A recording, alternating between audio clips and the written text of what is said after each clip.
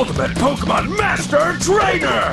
Yes, I think I am. Soon enough, because Pokemon couldn't possibly become any more popular. And you knew that if they were playing Pokemon songs from the To Be a Master album on the local radio at roller rinks, and what have you.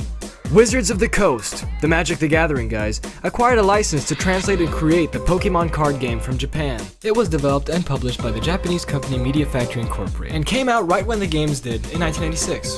But over here it was Wizards, and that game offered us a chance to palpably be able to capture Pokemon cards, build a deck, and have an alternate way of battling Pokemon. Especially if one couldn't afford or be interested in the Game Boy games. I wasn't too big on the card game because I had what I call the real Pokemon game. At the time I was primarily interested in collecting the 2-inch Tommy figures as well. But rest assured, obviously we had quite a collection. Thank you, peer pressure. The objective of the game is to have a deck of 60 cards, composed of Pokemon monster cards, energy cards to let them use the attacks they have, and trainer cards, which were sort of like special effect cards, where it would let you do stuff like draw 2 cards or whatever. For each turn, you'd have to draw a card and place it in your hand. The goal is, like the Game Boy game, to use your Pokemon to beat the crap out of your opponents, or have them run out of cards in their deck.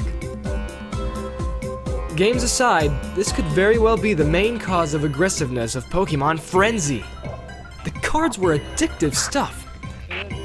Booster packs would contain an assortment of totally random 11 cards, either common and uncommon Pokemon, trainer, and energy cards, and 1 rare or holo foil. Me and my brother, whenever we got a new booster pack, we were always on edge when going through the 11 cards and anticipating what the rare would be. But yeah, we never did this.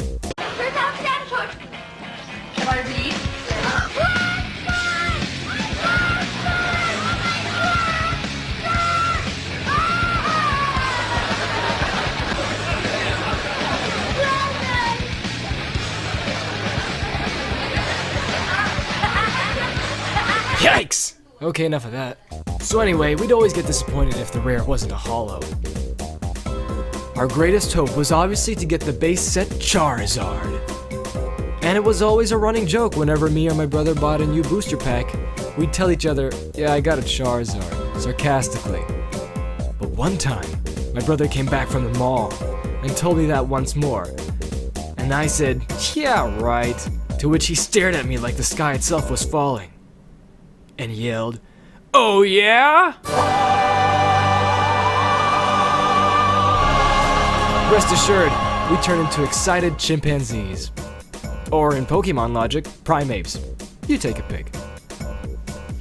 The first cards ever printed in the States were part of the base set. It has some refreshingly wicked designs for its boxes and card style. No boring same orange-blue Pokemon design that was reused day in and day out. This was the real deal.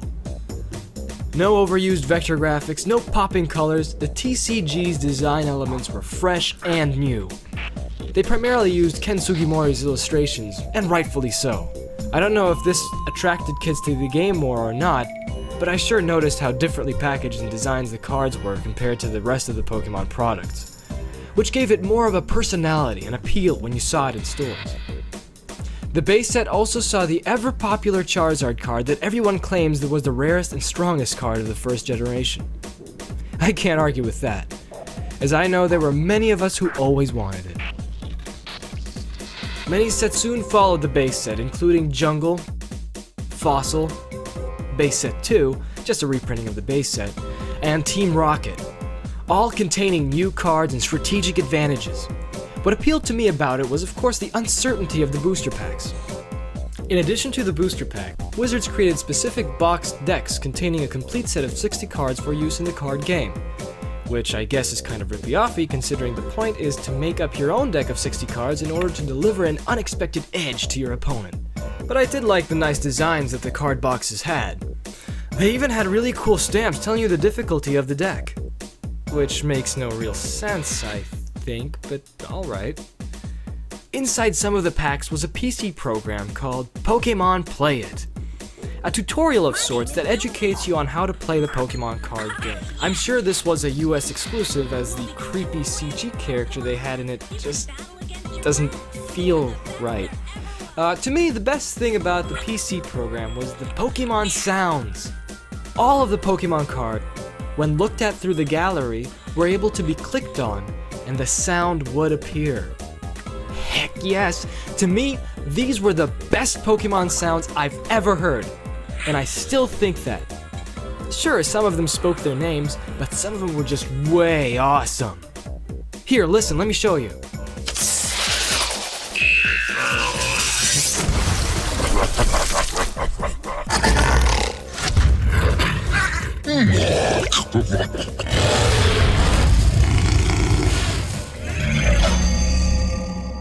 Really, really awesome.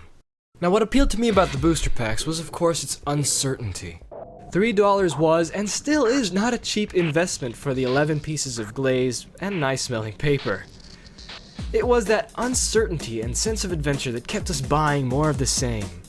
An old tactic, but it's still jarringly effective. Not to mention, the illustrations on the cards were really pretty to look at. Ooh, lovely illustrations!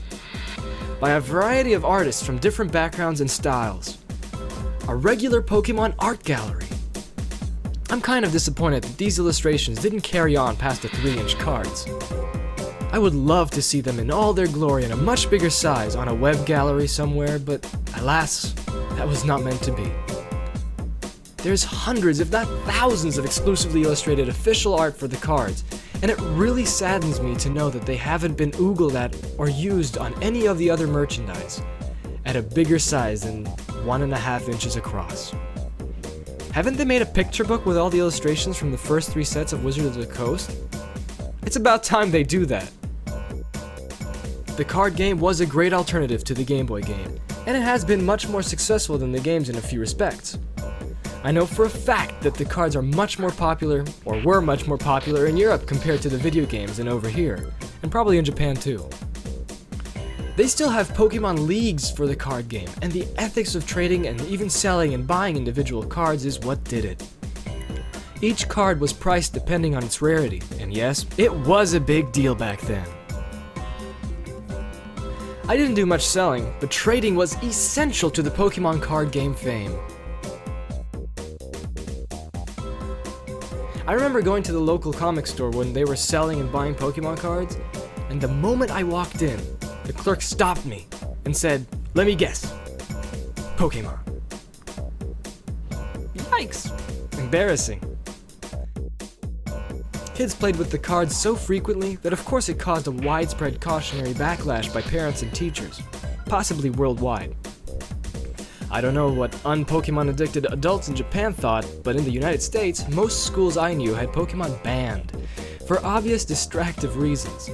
And yes, I wasn't spared either. I had some of my Pokemon toys taken away at school for some time. Pokemon cards seem to be on everyone's minds, and even publishers. Anyone remember the magazine Beckett Pokemon Collector? Or Pojo's Pokemon, perhaps?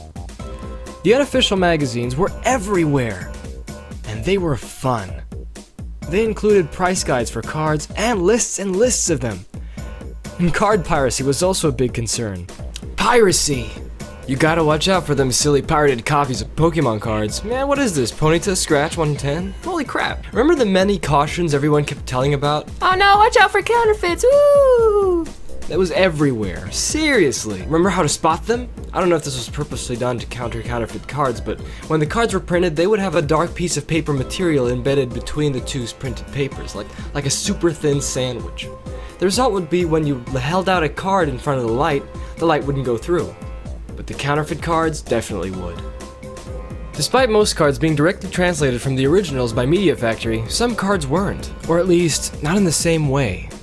I remember at school, kids would be talking about the Japanese card called Misty's Tears. Yeah, that card. I remember it shocked me to find out that, hey, Misty's naked on it. I was like, what? No way! And I couldn't get that off my 10-year-old mind for a while. I was like, this is wrong.